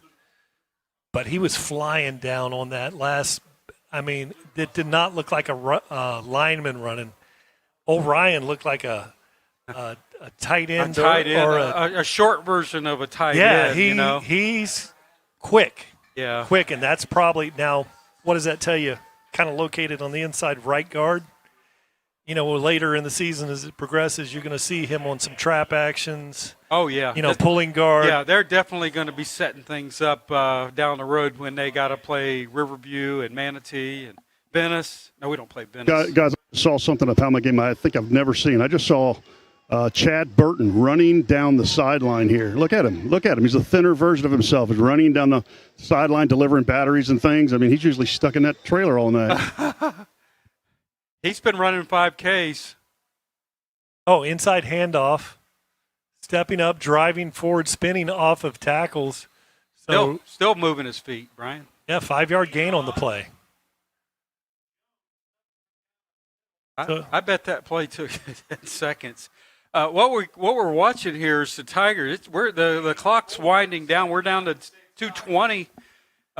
You want to definitely get in the score, go up 17-0, but you don't want to leave them anything left before give them a shot to get the last drive. So we're in the red zone. We are in the Heinz Law red zone. Oh boy, this should work. And nice. Stepping through there, nifty moves out of bounds at the 12-yard line, 11-yard line. That's the wide receiver on the jet sweep, coming right into your living room here. Nice little bit of move there, getting out of bounds, stop the clock. And really a nice. That's the first time we've run the jet sweep. Keon got in a little crackback thing going there, too. Not a crackback. It looked clean, but he got a really good shot in at the end of the run. Minute 53 on the clock. Palmetto Tigers probably in no hurry here. They can get a first down at the 4. Yep, no hurry. Love it. Wait a minute. They called it. They must have blew the whistle. They said his forward progress had stopped. Kieron Drones. And what you see here is you got a smart coach. You're running wide. You're going to keep the ball. You don't step out of bounds.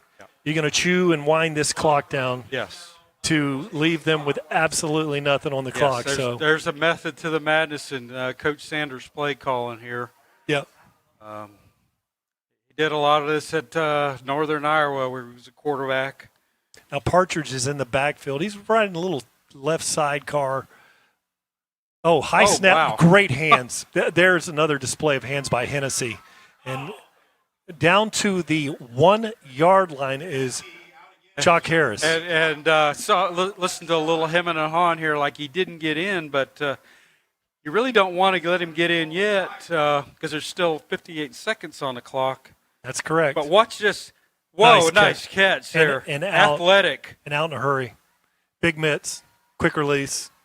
He caught that with his baseball glove in his left hand, got it into his right hand to get the ball down to the 1-yard line. So they're going to milk this clock. 40 on the clock. And as he hands it off to Partridge, he's going to bounce this thing. And he's going to go down there. 31 seconds on the clock. They're going to take their time. There's your timeout there. That kind of sets up things just right for the Tigers. And they've got their whole playbook, Brian, to their last one. I'll tell you that last pass there by Hennessy. Early in the game, he was that same little pop pass. Wasn't quite as much conviction on it. The ball was coming out a little wobbly early on, but that one was a nice, sharp pass, strong, good catch. Everything was great on that play. So it's second down. They can still run the ball. If they don't get in, they're going to have to get on there and spike it. And then it would be fourth down. So they've got really 2 shots here. And, again, like I said, they've got the whole playbook here. I like it. See if they switch running backs and go with one of their big bruising backs. So 1 timeout left, right? Oh, well, I thought I heard Luke say that was their last one. But what does our brand new scoreboard say? Scoreboard 0. says 2 on their side. On the left side. No, on the Tiger side. On the Tiger Tigers, side, which is on the other side tonight. Well, Ken, the guys behind us on our little hamburger menu down there, it's clearly 0 there. Yeah, all we had to do was look. It was right there in front of us. We need AI to run the verbal part of the show. Now this time Hennessy rolls. He's going to tuck it for 6. So 20, that clock continues to wind here. That lost a couple seconds. That's on somebody down here in the press book, but you know, I like the play call. It reminds me of the Indianapolis Colts and the Denver Broncos with Peyton Manning. Nobody ever's going to think he's going to run the ball, and so it's just him, and can he get to the end zone and untouched? Really a great read there because there was a linebacker that filled there right in front of the back, so he just pulled it and ran around the edge. Yeah. But it was also a great read because there was a receiver that came open in front of him in in the end zone. But rather than take the chance of him dropping the ball or anything, he made the decision to tuck it and run. And, you don't think that's a designed play. He's looking for an open receiver and just had the intelligence to go ahead and run it in. So the Palmetto Tigers lead this one in the second quarter, with 21 seconds on the clock, 17-0. That was a masterful drive, 2-minute drill, executed perfectly down the field. All 11 players celebrating here on the sidelines. Hey, check that helmet. Hey, Tom. Yeah. Look at one of those lids there. Does it have the red flake in the black paint? I can see it from right here, yeah. It's all disco ball-y. It looks like an old bowling ball from the 70s kind of. Man, I hope that we'll get those lights that, after scores. I believe these lights are set up so we can do that in the future. You have to do it. Kenny, I got a question. Did you take voice lessons or something? What's going on with you tonight? Your voice sounds completely different. Well, I've been out of town all week, and I woke up with a sore throat this morning. Oh, you're a whole octave lower, man. You sound like a professional radio guy up there. And, Tom, with you, I've heard you several times. You sound a lot like Air Supply. Oh, yeah. Christoph. I need you now. Oh, is that him? There's a high kick that's still 5-6 yards in the end zone. 4+ hang time on that. No, I woke up with a sore throat from being out of town. Air conditioners with too much partying at them tax collector conventions. Yeah, I know how the tax collectors get. Yeah, we're a rowdy bunch. And, I'll also tell you, Luke Bustle sounds pretty good tonight with his first down Tigers. I like it. Good. That's doing making a good his job. debut tonight. I like it. He was a pretty good linebacker in his day. I remember. Back doesn't need a haircut. 2007, 2008. Looks like a hippie tonight, but he's doing a good job. Yeah, he had a little sip of coffee with the USF, I think it was back then, wasn't it? Took a little I think it was USF. Yeah. So he's good. He's a good player. Good player. They couldn't block him. Couldn't stop him. Now 21 seconds here. Decision time here for the Ravens. Probably see some type of draw type of action play here. We'll see. Just a handoff, tries to bounce it out to the outside. Palmetto playing pretty safe there. And what I liked on that, you could see that no one came up for the big hit. I'm going to kill him here. And then you get creased, So good discipline by the Palmetto defense. Good discipline, great call. They were in looked like a quarters or 3 deep with sitting about 15 or 20 yards off the ball. Just keep everything in front of you. Use the sidelines as your 12th man, and let's go into halftime and talk about it. Looking at this team now, playing very good, dropping back, playing very safe on the edges. Another inside play goes for a gain. The clock stops at. They're going to let that one wind down and take it to halftime. So brings the end of the first half with the Palmetto Tigers with a 17-0 lead. What'd you think, Ken? Oh, I think the Tigers are kicking on all cylinders. They have played well offensively.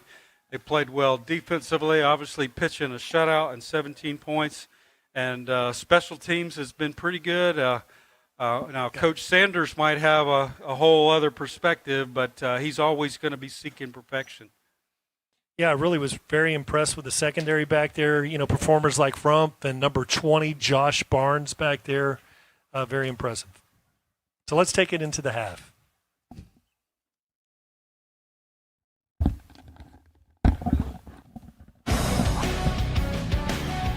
You're watching TigerVision, presented by Conley Buick GMC. Stay tuned. We'll be right back after these messages.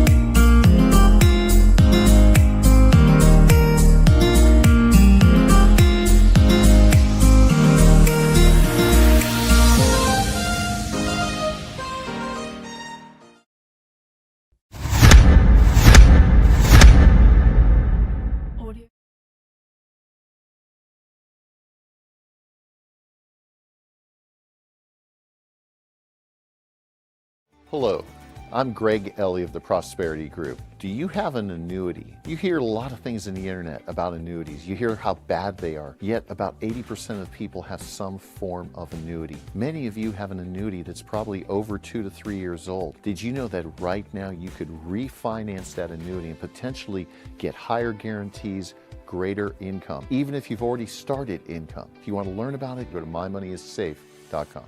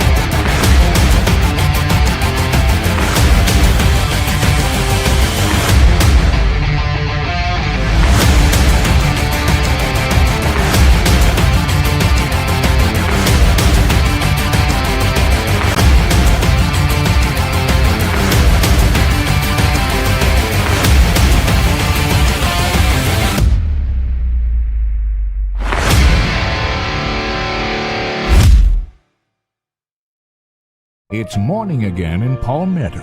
Today, over 1,000 people will move from other states to Florida. Jobs and industries are rebounding, and so are the housing markets. It is no better time than the present to invest in quality real estate here. A safe and friendly place for your kids to play. A thriving hometown culture immersed in historic districts like no other. A place to turn a house into a home. Palmetto proud. Matthew Guthrie and Associates Realty. Hello, I'm Scott Whitaker with Arctic Air Services.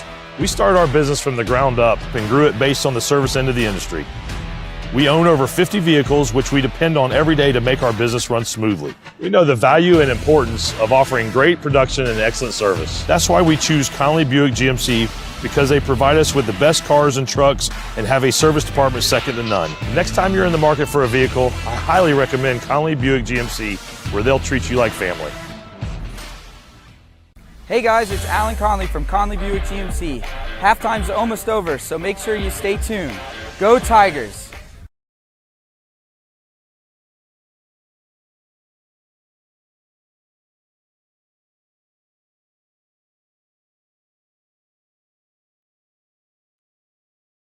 Now for your halftime entertainment, we're going to have the Alonso Band out there.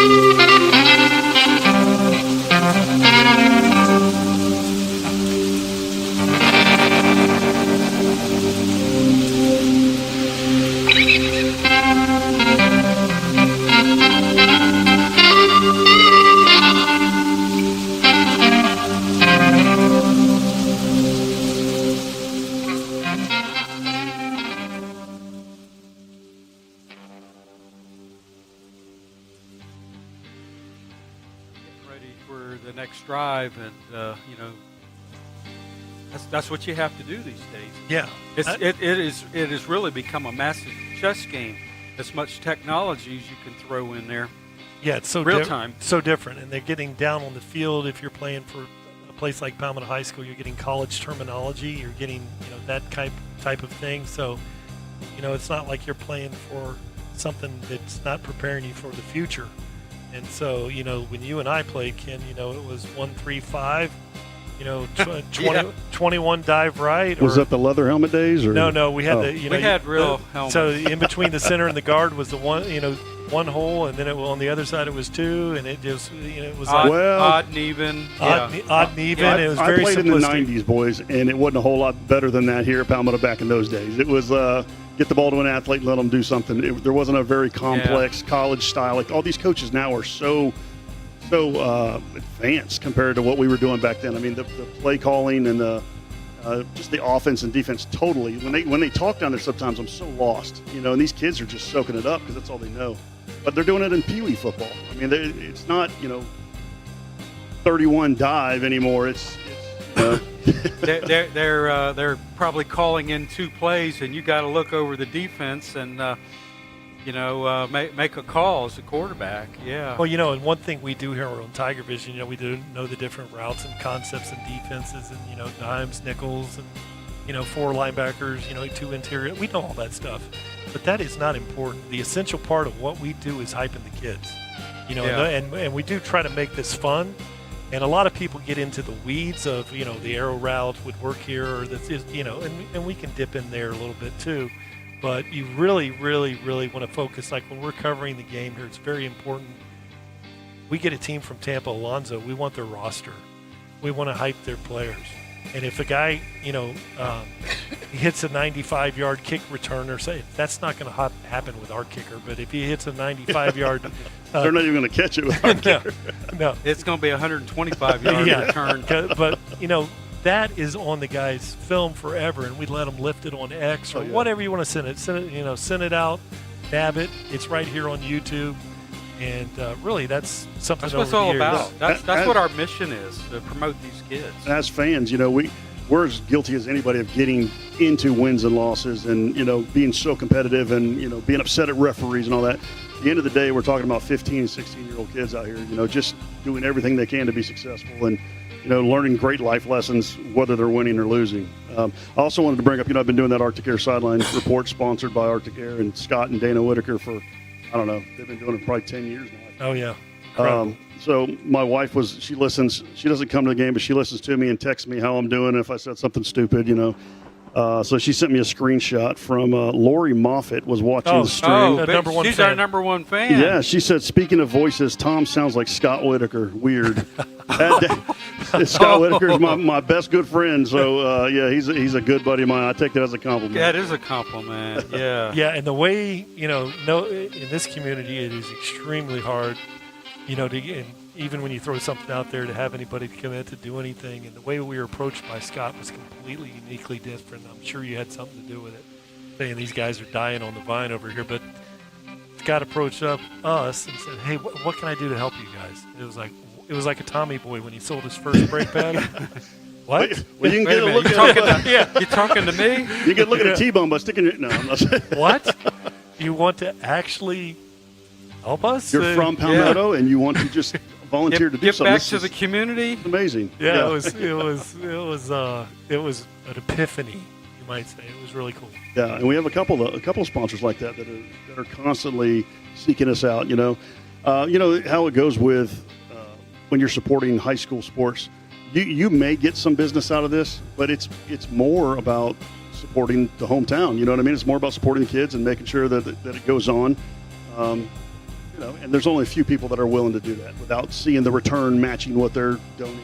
It was so refreshing when we get these.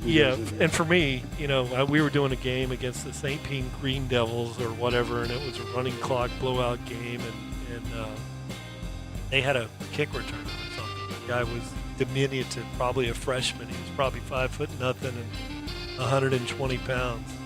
And here on Palmetto's field, he took one at the 2 or 3 yard line, kick return, and housed us.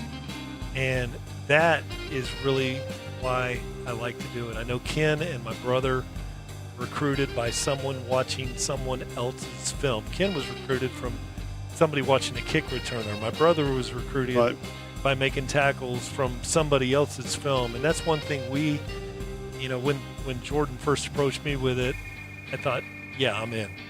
Yeah, I'm in. And, we can tell stories, LeJontay Wester's story against Venice, fourth quarter, running clock game, freshman quarterback, had good arm talent, but was diminutive, small or whatever. Still is. First play, running clock, very near the end of the game, 74 yards quarterback draw, boop. It actually was a pass play that he tucked and ran. So now there was 19 seconds on the clock, clock's winding down. He takes another one and goes bip like 84 yards. So the first one was boop and the second one was bip. Oh, incredible. All right. Incredible. And it made the score look better, made the game look better, because it was a running clock by then, and Marino had replaced his son. Yeah, right. And let's let LeJontay get some snaps, and lo and behold, they didn't know what to do with him. No. And he took 2 to the house. The last one, they played a 3-man front, playing soft, big umbrella out there. Everybody's dropping back on their heels. Like we have been here in the second half. Yeah. And he just ran through them like a pinball going through the bumpers. It's crazy. Speaking of LeJontay, how do we not bring up his punt return for a touchdown the other night for the Ravens? I mean, how amazing was that to see the kid that we saw as a 14-year-old out here, 112 pounds, Sure. and just to see him mature through his time, here at Palmetto and taking us, to the regional championship and almost coming back to win the game against Miami Central, and follow him through college, his career in college at FAU, and then on with Colorado with Dion and them up there. And man, I'm really pulling for this kid to make this team. I really hope he does. Well, I think he has made that team, and made the case for sure. and I think he will be somebody that blossoms once he learns how to play receiver. Not that he does it at the NFL level in the slot, but he's going to be a punt returner. He cemented that. His first return that game went 17 yards. Right. And then the second one, it was just like watching a TigerVision game all over again. How many? He ran 6 or 7 back his senior year. Yeah. Did you see kicks and punts? Did you see the video where they had Dion run one back and they did LeJontay, and it was like a split screen? I didn't see that. Oh, that would be cool. And the moves were very similar. It was really neat to see. I'll try to find that. Yeah, one thing about that, it was cool, and I'm barely doing Facebook anymore, but I thought, well, John or Laquita Wester, I've got to go on their Facebook, and I think they were there, and they said LeJontay goes for, 17 yards, and I thought, man, I'd seen that, and then watching it, the next punt return, he makes the first guy miss, and I'm not doing my unpaid professional job that we're doing here, but I said, he go. When he made that first cut, then the stiff arm, here we are watching him again, and it was so cool. I've never rooted for the Ravens before in my life until now. What was cool was going on YouTube and finding the local YouTubers that cover the Ravens, doing whole shows about him, and it was just like watching a TigerVision game all over again. Lamar Jackson was had a towel out. He was jumping. He was all excited, for the return. I'm like, man, I'm gonna throw to that guy. That's awesome. Yeah, exactly. He's a small guy, but man, he runs such a beautiful route. They say he's a great route runner on that level. Has to be. Yeah, a lot of those guys are just. I'm not saying Mike Evans isn't a great route runner, but I mean he's so big and long and rangy and athletic that he can make anything. I heard Baker Mayfield the other day. They were talking about a play that Mike made, and they're like, man, what a great throw. And he said, that was a terrible throw. Mike just made it happen, LeJontay's not rangy like that, but he is quick, and he runs great routes. He's going to be where the quarterback expects him to be when it's time to throw that ball. And man, I'm really excited for him. Well, he's loaded up with fast twitch. He certainly has like a 40 plus, in that 40 vertical kind of thing going. And when he played here, even 50-50 balls were not 50-50 balls. You don't have to be 60. He just had the timing skills and timed his jump at the right time. And if you look at the Colorado game that they took into overtime last year and won the game, the adjustment that he made on the long throw by Sanders was insane. Oh, when it was raining and it was in the end zone and he came back underneath the ball. On a wet field, and he did like a little shake and bake disco move, spin and pirouette. And you're talking about not a great throw. It was just a throw into the end zone, but the adjustment that he made there. A matter of fact, I was online. Somebody had made a comment about it online about what a throw, and I said, hey, good throw, but that catch was what made that play happen. And, man, I got attacked by about 500 people on there. I wasn't saying anything bad about Shedeur Sanders, but I was saying, hey, man, it's easy to put the ball – not easy for a guy like that to put the ball in the area, but LaJohntay made that play, came back and, slid backwards into, the ball and was able to make it. Unbelievable catch. Second smallest player in the draft weight-wise this year. I think the Bucks had the smallest and the largest with the big Gator defensive lineman. Yeah. Got 100 on Vita Bea. Yeah, he's monster. But you look in what's great about high school and why we're still excited about doing this stuff. You either have it or you don't. We have in high school football, you may have a 165-pound linebacker that's 5 foot nothing. That's a killer, and it's awesome.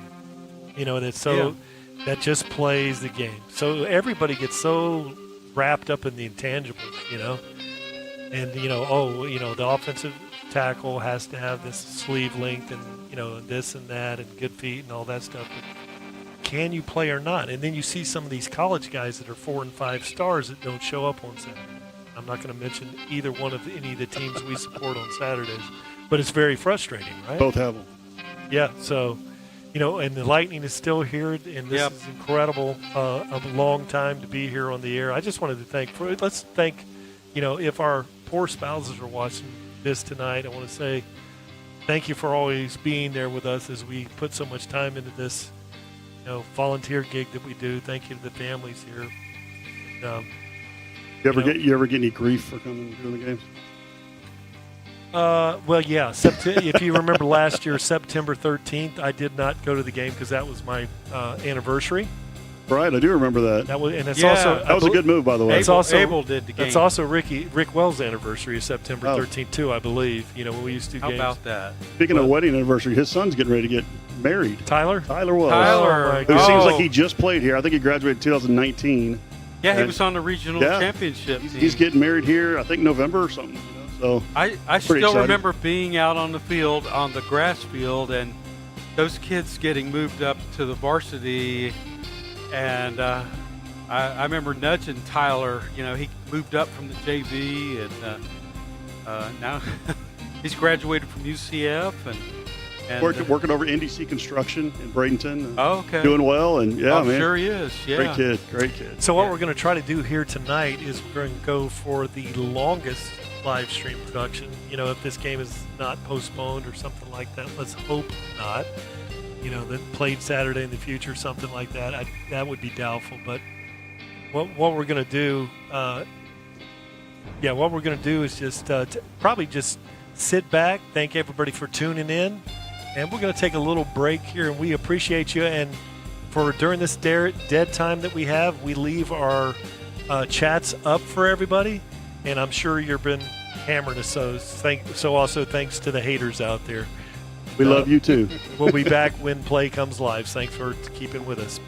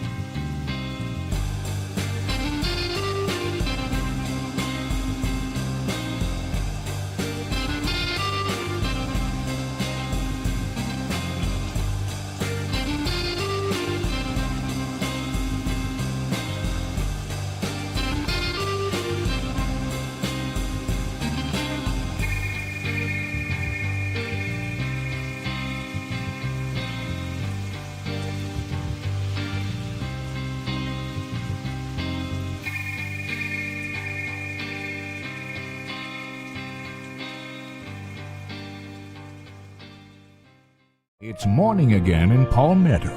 Today, over 1,000 people will move from other states to Florida. Jobs and industries are rebounding, and so are the housing markets. It is no better time than the present to invest in quality real estate here.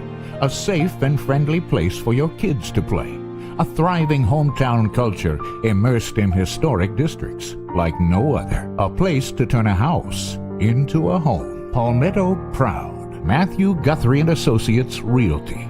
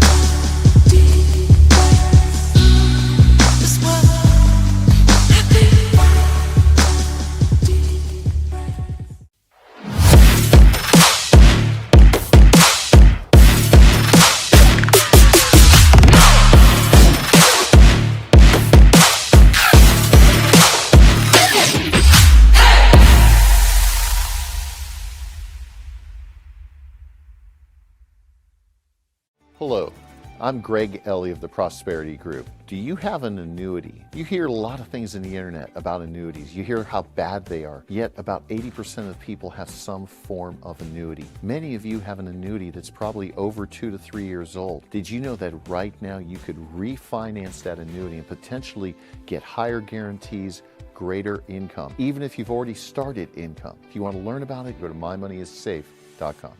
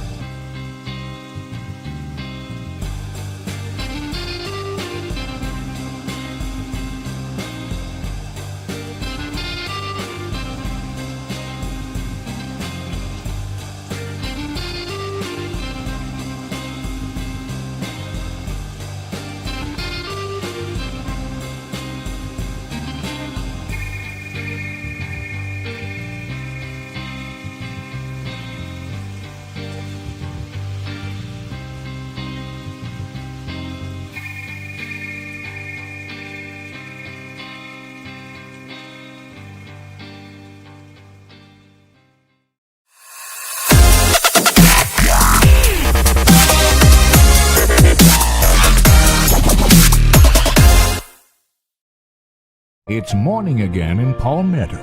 Today, over 1,000 people will move from other states to Florida. Jobs and industries are rebounding, and so are the housing markets. It is no better time than the present to invest in quality real estate here. A safe and friendly place for your kids to play. A thriving hometown culture immersed in historic districts like no other. A place to turn a house into a home. Palmetto proud. Matthew Guthrie and Associates Realty.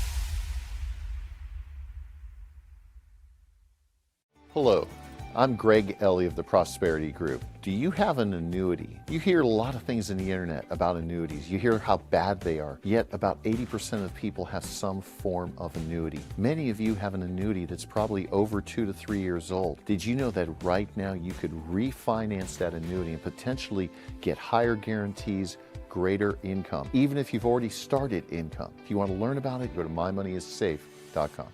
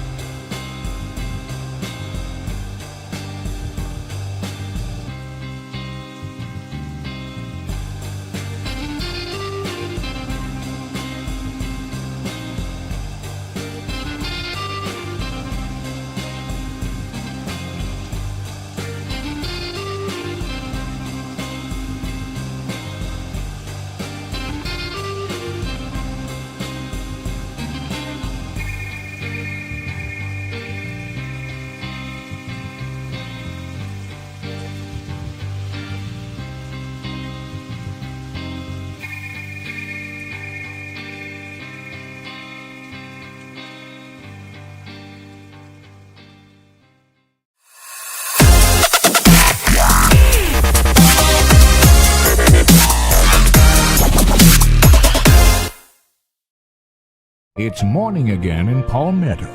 Today, over 1,000 people will move from other states to Florida. Jobs and industries are rebounding, and so are the housing markets. It is no better time than the present to invest in quality real estate here. A safe and friendly place for your kids to play. A thriving hometown culture immersed in historic districts like no other. A place to turn a house into a home. Palmetto proud. Matthew Guthrie and Associates Realty.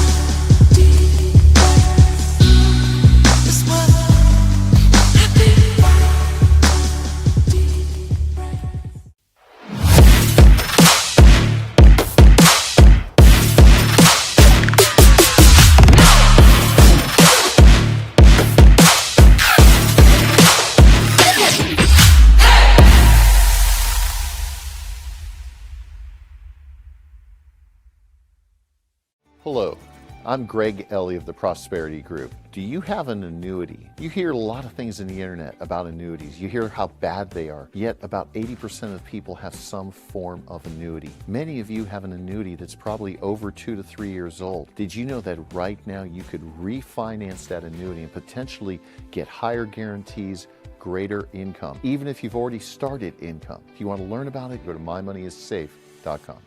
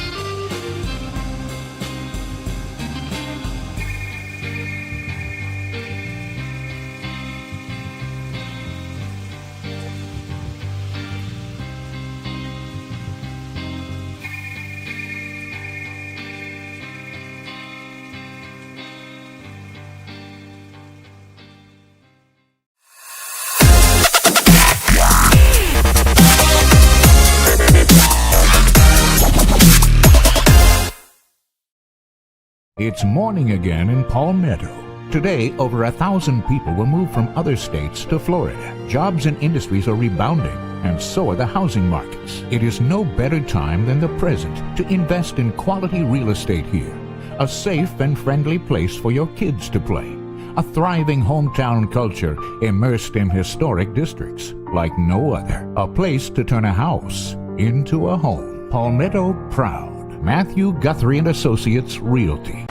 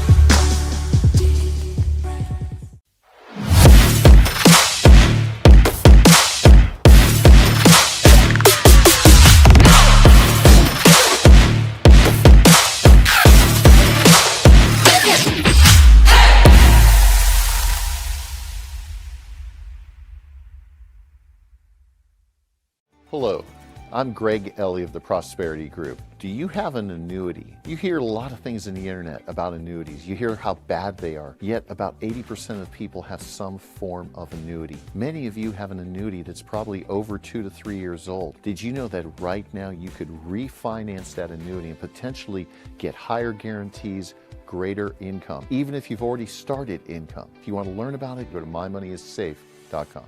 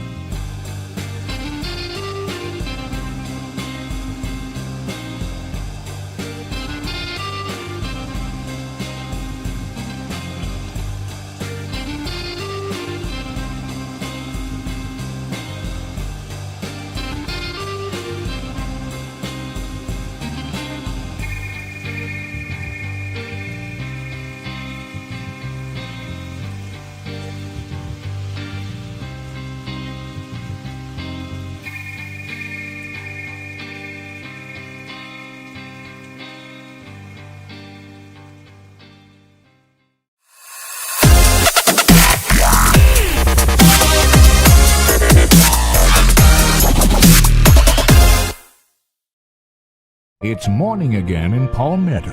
Today, over 1,000 people will move from other states to Florida. Jobs and industries are rebounding, and so are the housing markets. It is no better time than the present to invest in quality real estate here.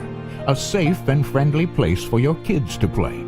A thriving hometown culture immersed in historic districts like no other. A place to turn a house into a home. Palmetto proud. Matthew Guthrie and Associates Realty.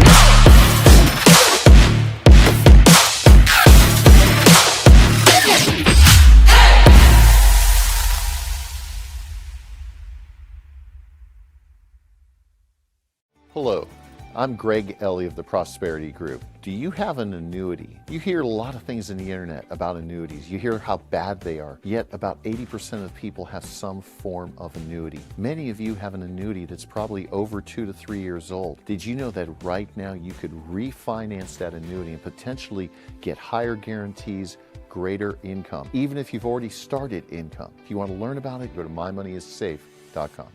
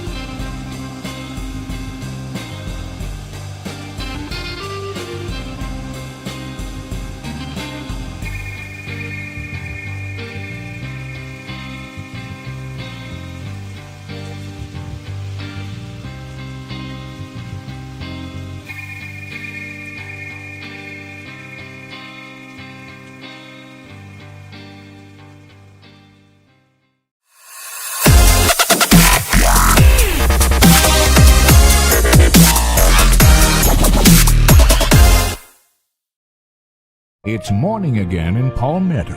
Today, over 1,000 people will move from other states to Florida. Jobs and industries are rebounding, and so are the housing markets. It is no better time than the present to invest in quality real estate here. A safe and friendly place for your kids to play. A thriving hometown culture immersed in historic districts like no other. A place to turn a house into a home. Palmetto proud. Matthew Guthrie and Associates Realty.